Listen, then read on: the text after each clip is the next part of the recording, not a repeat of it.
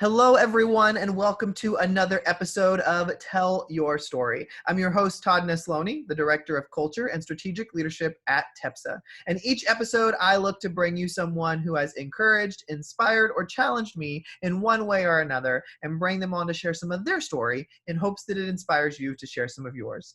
I'm thrilled for this episode to have my friend, James Whitfield, on with me. James, tell everybody a little bit about who you are. Yeah, well, Todd, I'm honored to be on here because you have been an inspiration to myself and so many others. But just a little bit about me. I'm an educator. That runs through my veins. It's what I love to do. And what I do now. I'm a principal now, a middle school principal. I started out just thinking that I was going to be a teacher and be in the classroom forever. But as things happen, as I started to see things along my path, and we'll talk about those. I started to see something else that I might have wanted to try, and so that's what's led me to this point. And I'm just so grateful and honored that I get an opportunity each day to serve teachers. I love that. Well, James, I'd love to start with kind of that path. And so, growing up, I see there's two types of teachers. Those who knew since they were creating their little stuffed animals at 6 years old, they were going to be a teacher. And then those of us like myself who were like, I don't know if I want to do teaching. And then you just fell into it and fell in love with it. And so what was your path to becoming an educator? So yeah, great question. So my mother, who I attribute like the best parts of my life to, she always wanted to be a teacher, but her struggle through life, just how I grew up and the things she had to put up with and go through, she wasn't ever able to go and do that and be able to fulfill her dream of being a teacher. And so I always heard her talk about being a teacher, and I really never felt like that was going to be my path. You can see the posters up here, like out basketball was my jam. And even though I was only 5'10", I was gonna make it to the NBA, and all of that. And so, needless to say, as time went on, NBA didn't quite work out. But as I got into middle school, I came across a coach that completely changed the trajectory of my life. Up to that point, all through elementary school, I just kind of skated through. I was an okay student, not really. I didn't give my teachers any trouble, so to speak. And made okay grades, but just felt really invisible. And then when I got, all of a sudden, I ran across this guy named Kevin Carmona. Coach Carmona was like, he stood 7 feet tall, man. He was just this person that looked like me. It was the first time I met somebody who looked like me, right, that was actually doing something. I'd seen people on TV, but never met somebody in real life, so to speak, that was doing something positive with their life that looked like me. And so I looked to him, and that's where it started this, man, I think maybe one day I'd like to do that for young men. But of course, as a 7th grader, that hadn't been formalized yet. But as I got into high school, some things, my life got even more, there was more tragedy surrounding my life. And I came across my head basketball coach, Jack Stevenson. And that's when it's really solidified, James, this is what you're going to be called to do. You need to do for young men, for kids, what Jack Stevenson has done for you. And so I knew I wanted to coach basketball. I knew I wanted to teach. I knew that in high school based on that experience that I had with Coach Stevenson. And so you make the decision, you become an educator. And so becoming that educator, did you always want it to be secondary education? Yeah, most of what I had experienced, like I say, my elementary experience, there was so much going on in life. Quite frankly, like I don't remember my teachers. I didn't remember much about elementary school because it was just straight survival mode throughout the whole course of it. It was really when I got into secondary when I remember those moments of those aha moments, those teachers that really connected with me. And like basketball specifically, that was a point of connectedness for me. I had that coach that just really poured into me and believed in me, even though I was terrible in 7th grade. This guy still was like, hey, you can do this. He came early, he stayed late. And so it just really left an imprint on me, like, that's what I want to do, where I want to be. And I was always really keen, these coaches that made the impact, what did they teach? Most of them taught social studies. And so I had an affinity for the social studies. And so I knew that, hey, I really enjoy what they do in their classroom. Of course, I enjoy basketball. And so that would be a perfect marriage if I'm able to do that and do something that I love and impact kids in that way. Well, and and something else that you shared that really resonated with me is something I talk about quite often is the importance of representation, and whether that is what we're showing on our screens, what the books we're providing for kids. But I think an element that we often can forget about with representation is the educators and the important people in our kids' lives. And that really resonated with me when you said, I had never seen someone who looked like me in that kind of leadership role outside of TV or anything like that. And at that moment in time when you were that age, did it resonate right then of, oh my gosh, this is somebody who looks like me doing something great? Or was it more of a reflection a few years later? Yeah, and so that's a great point. So when I saw him, I remember going, like I say, the guy's on. I took a picture with him recently. He only lives about 30 minutes up the road from me, and I'm still like 6 foot tops, and I'm taller than him. But like I said, when I first saw this dude standing at that athletics door, he might have 7 feet, 8 feet tall, because that was the immediate impression that he left on me. Like, it was like, man, you got the same hair as me, Uh-huh. same skin tone. Like you could be my dad. That Yeah. kind of thing is how I felt, just immediately. But then it was later on, once I got in high school, and got to see, the people I was interacting with, and really feeling lucky that I was able to cross paths with Coach Carmona, because in high school, I didn't have a lot of teachers that looked like me. Right. And so I reflected on that, and was like, man, I was really fortunate to have that guy when I had him, because I know there's a lot of students that go through their school experience. And I think it's not only important for our students that be like myself, but also other students that, Yes. students not of color, because oftentimes what they see is people that look like me working in specific types of roles, and they never get to expand and really have that view of, well, this is really open to anybody. Anybody can do this roles, and it really doesn't matter what color you are. I love that. And and James, you become this educator just like you wanted to emulate. And then at some point you decide that you want to be an administrator. When did that kind of shift happen for you? Yeah, so like I say, Jack Stevenson, my coach in high school, that was my guy that I wanted to pattern myself after. He just made such a huge impact in my life. And so when I went into this profession, the whole goal at the end was to be a head basketball coach. And so I started teaching ninth grade world geography. I taught freshman basketball. I was going to pay my dues and work my way up. And I went and got my master's. I was getting my master's. And Todd, this was at the time when not everybody had their master's, right? I was trying to, everybody's got their master's now, but at this time, I'm kind of telling my age, but at this time, I was trying to set myself apart, and that's the only reason I was doing the master's. It wasn't for anything else.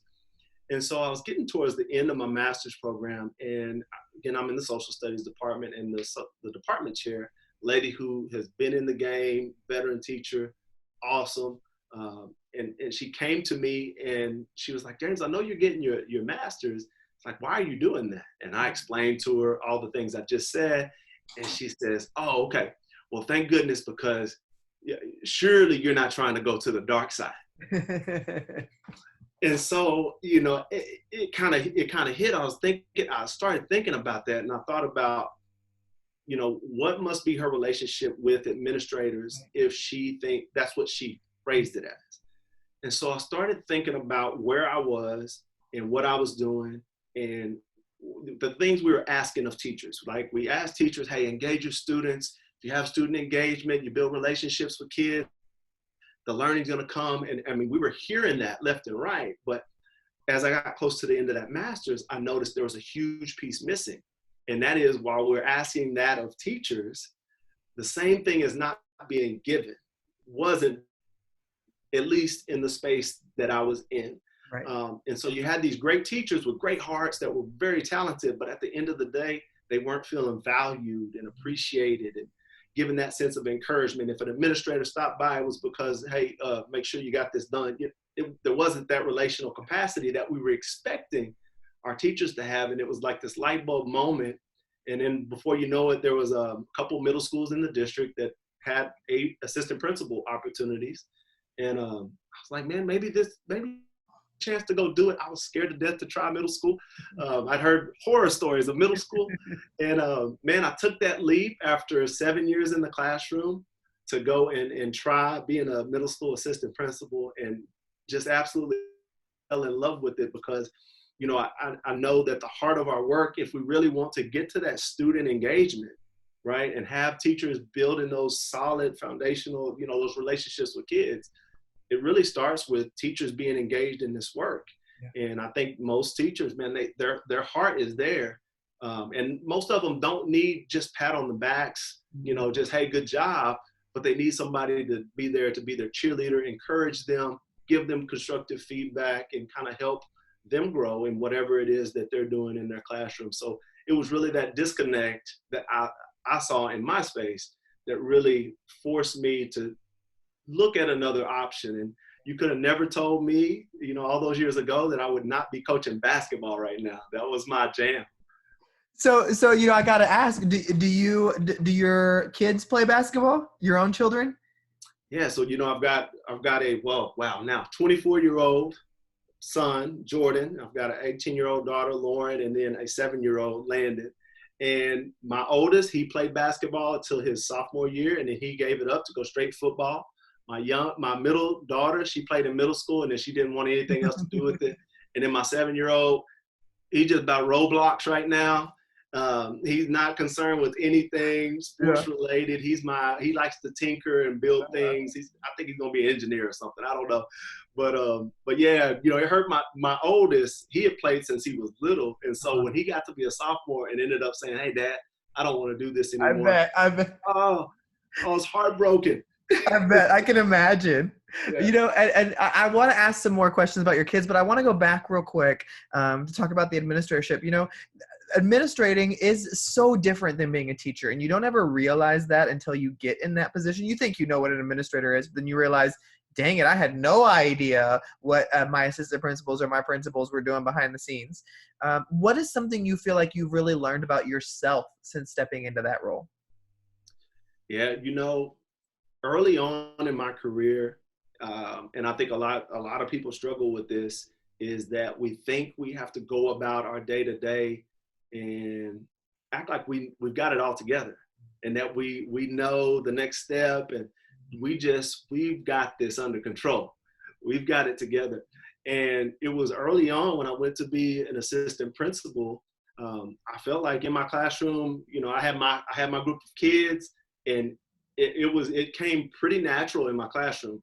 I didn't feel like I had to go, you know, pull on a lot of people to get resources for what was happening in my classroom. But I saw when I got outside of that and responsible now for, you know, a building full of teachers and students, it was like, man, you better get really good at asking questions and asking for help, because I could see early on that if I didn't do that, I could see where a lot of people could have gotten beaten down by this role.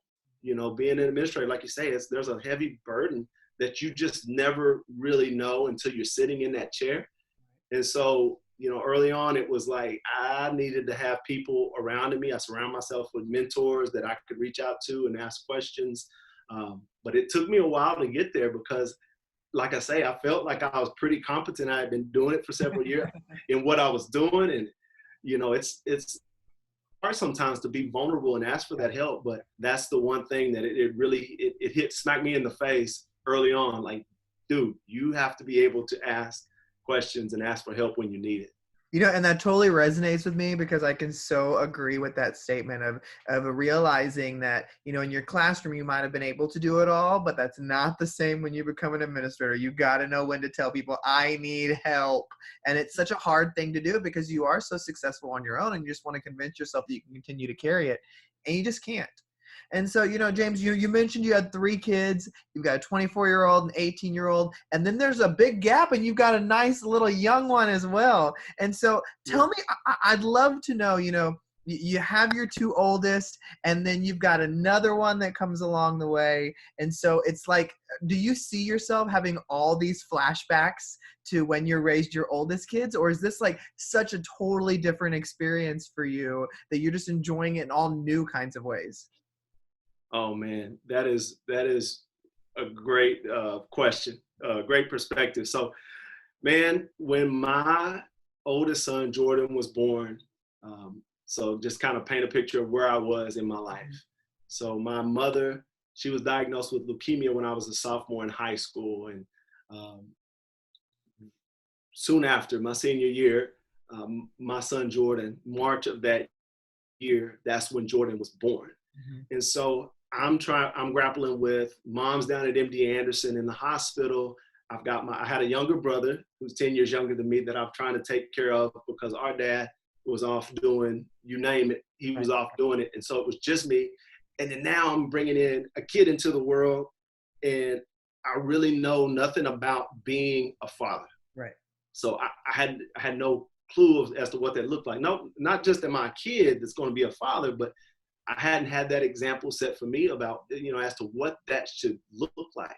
Right. And so just scared, do I still go play basketball? Like I was going to play basketball on scholarship, and do I still do that? Yeah. This is a dream I've had for a long time. What's this going to look like? And so there was just so much going on, and I tried to do the best I could at the time with Jordan, and his mother. And it was just wild. And so I think about that survival mode that I was in, and all the things I was going through, the things that I worried about, the concerns that I had, all the questions that I had. And while each kid is different, it's crazy. Just like Jordan and Lauren and Landon, just so different, all in the same house, but so different. But I find myself with Landon, it's my older 2 kids look at me and they're like, what happened to you, dude? And it's just like, I'm not worried about the same things with him as I was with them. Yeah. I don't have it all figured out, by any stretch of the imagination. Right. But the things that worry me, especially with Jordan, aren't the concerns that I have now with Landon. I can let go of some of those things. Well, and one thing too that I've always been really, I've always admired about you is I feel like you have very little concern about what others think of you. Like, you will get out there and wear the craziest things. You will do the dance moves. You'll make I just saw you had a family TikTok video that I absolutely loved. And so have you always been super comfortable in your skin to kind of step out and do that kind of stuff? Or was that something you had to grow into? You know what? If my teachers from, especially through secondary, if they like saw me now, like I'm friends with a couple of teachers that I had in junior high school now, on Facebook and whatever. But if most of them saw me now, they would be like, who are you? Because, like I say, there was so much struggle. I always had like this joy inside me, it was instilled by my mom, but just letting that out, there was just too much going on to ever let that joy out. I was just so consumed with chaos and everything that was going on in my life. So it never really came out. When I was, an 8th grader, I took a theater arts class to really try to stretch myself and put myself out there. I was like, James, just do it. I was real shy. I was a kid that would not speak up, even though if I knew the answer, you weren't going to hear from me. Yeah. And so that kind of stretched me a little bit. I, performed in the school play, took a little part in that. But still, all through high school, now when I stepped on the basketball court, like, people knew that I was going to be a different dude on the basketball court. And they'd often say that, like on the court, you would not believe that this is the guy that I sit by in class, because you've got energy and you smile a lot, and they're like, we'd never known all those things were going on in your life off the court. Right. And so, yeah, it was just kind of this growth. I owe a lot to basketball. That's why I have all kinds of stuff. Basketball was like I could step within those lines and just get away from everything going on. And so I owe a lot to that in my growth and being able to, do the crazy dance or stand up and speak in front of people. Those Well, kind of things. and at least you've I was got not good that kid. moves. Like that's one of the reasons I don't do it because I don't got the moves. But at least you got some rhythm in some of the moves. It may not be like hitting all the stuff, but at least I can say, you know what? He doesn't look like a complete fool. I would, and so that's what I really respect. Now, before I close out our conversation, I've got to ask, who is your all-time favorite basketball player? Oh, this guy flying through the air right back here, Michael Jordan. He's the GOAT, man. Yep. He is the GOAT. 6 for 6. I figured that's who you were going to say when I could see the photos in the back, but I wanted to see if that was truly it. Well, Well, and that was a point. Just the basketball side of it, but also the memories of just that was a very positive time in my, like, I could go to that. Me and my mom could sit and watch Michael Jordan do his thing on the court. That one of the highlights of my nights. So being able to yeah. bond over something like that, even in difficult times, having that kind of escapism to share over, I can completely relate. Well, James, one question I always love to end all these conversations on is, if there was something on your heart that you just wish more people knew or understood, what would your one thing be that you wish more people knew or understood? Oh man. As human beings, we have this desire for connection and to love. Mm-hmm. So like everybody, no matter where you're at, where you're from, what you believe, like everybody has this desire to connect. And so what I would wish and hope for everyone is everyone to just love like crazy, give people grace, and realize that the things that we value as a collective, that is stronger. The things that we can agree on, the things that we want for our lives, for our families' lives, those things are stronger than anything that we may disagree on. And so often we get caught up in little disagreements that really kind of turn us away from the things that matter the most. And so just focus on loving people and, assuming positive intent from people, and like focus on the things that we all can agree on, and then let's move it forward. I love that. Well, James, I think you are just such a all-around amazing guy, great leader, and an inspiration of mine. And so I'm really thankful that you came on to share some of your story today on Tell Your Story. Likewise, Todd, I appreciate it, man. Always a pleasure. And thank you, everybody, for listening or watching another episode of Tell Your Story. Remember, you can check out past episodes on Spotify, iTunes, SoundCloud, YouTube, wherever you get your podcasts. It's there. I hope today's conversation with James has encouraged you to get out there and tell your story, because every story matters.